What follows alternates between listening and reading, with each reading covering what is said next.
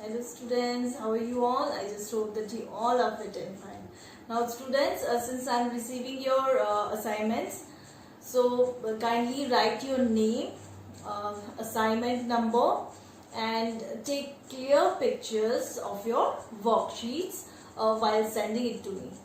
Now we'll start a new chapter, chapter number 5, growth and reproduction in plants.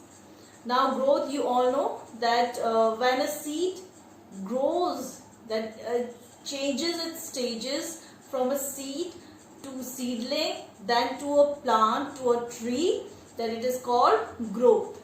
And reproduction means when it increases its number. Now we are going to learn about growth and reproduction in plants. First of all, what is there around you? There are many plants, many different kinds of plants, many different kinds of trees around you.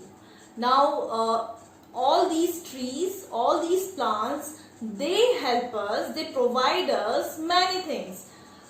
They give us wood for furniture, they give us food, they give us fiber, they give us raisins, they give us rubber, and all other things also. So they not just give us food, they give us oxygen, which is necessary, which is very important for all of us or for all organisms, be it animals, be it human beings. Okay, so these plants, these trees, they all grow from seeds. Okay, so let us study about the structure, about the parts of a seed. Now, seed, it has got mainly 3 parts. What are they? Seed coat. Now, this is seed coat. Seed coat is the outer covering of the seed. And this seed coat, it protects the plant, the baby plant inside the seed. Now then comes cotyledons. This portion, this part that you see is cotyledons, and these cotyledons, they are also known as seed leaves. These cotyledons, it stores food for the baby plant. Then comes a tiny hole, and this tiny hole is actually hilum, and it absorbs water, and water actually enters through this tiny hole inside the seed. Then comes the embryo, which is a baby plant inside the seed, and this baby plant, it gets its nourishment from the seed leaves or from the cotyledons.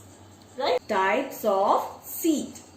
Now seed, they have got 2 types. What are they? Monocot seed and dicot seed. Monocot seed are the type of seed with 1 cotyledon. Now what are these cotyledon? Cotyledon are the seed leaves that are present in a seed. And dicot seed are the type of seed with 2 cotyledons, like gram, beans, peas, etc. Now I'll show you with an example. Now I've got this peanut, and peanut is actually a dicot seed. If I put a little pressure over it, then it breaks into 2 cotyledons. So these are cotyledons. And same way, grams, beans, peas, they all have got 2 cotyledons like this. And seed, examples of monocot seed are maize and rice. They don't have 2 cotyledons. They have got single cotyledon. Germination of seeds. Now what do you mean by germination? Germination means the process by which seed changes into a baby plant called seedling. Now seed actually is an inactive state, but when it gets proper air, water and warmth, that means when it gets suitable conditions, then it starts growing, it starts germinating. Now there are certain stages of germination. Now what do you mean by stages? Stages are actually the entire span or the entire period of seed, from seed to a plant. Now the first stage is seed. It absorbs water from the soil. Now there is a hole, tiny hole in seed called hilum. It starts absorbing water from there, and when it gets air and light, then it starts swelling up. Okay, now the embryo which is present inside the seed, it starts taking nutrients from the cotyledons. I told you cotyledon, what it does? It stores nutrition for the baby plant. So the embryo, it takes nutrition from the cotyledon and it starts swelling up. Then what happens when it swells up? The seed coat breaks. Here you can see the seed coat. The seed coat is the outer hard covering. So the seed coat breaks and the seedling, here you can see a tiny seedling. It comes out from the seed. Third stage of germination is that the seedling, it develops root or radicle which grows downwards. Now here this is seed, and I told you that seedling, it comes out of the seed. And first what comes out? Radicle comes out. And this radicle, it goes downwards to form roots. And after that, plumule. This plumule comes out and grows upwards to form shoot. Shoot is actually the part of the plant which grows upwards. That means above the soil. So plumule, what it forms? It forms a shoot. And the cotyledon, along with the plumule, it goes upwards. Then the cotyledons, after some time, the cotyledons, it shrink and disappear. That means it starts drying up and then it disappears. And the seedling, here you can see, the seedling develops into a young plant like this. It starts developing its own leaves, then stems. And then when this young plant, it takes time and grows to maximum. That means it becomes a tree. So these are the stages of germination.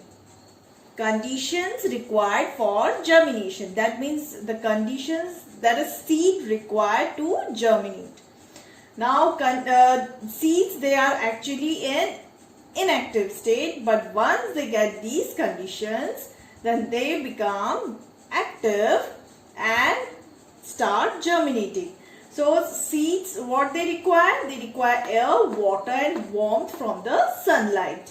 Now I'll explain you more with an activity. So here are three bowls, A, B and C. Now bowl A has dry kidney beans. Bowl B and C, both they have dry kidney beans and moist cotton. And if I keep this this bowl A in proper sunlight and air, B in refrigerator and C in proper sunlight and air, then which one of these you think will germinate first?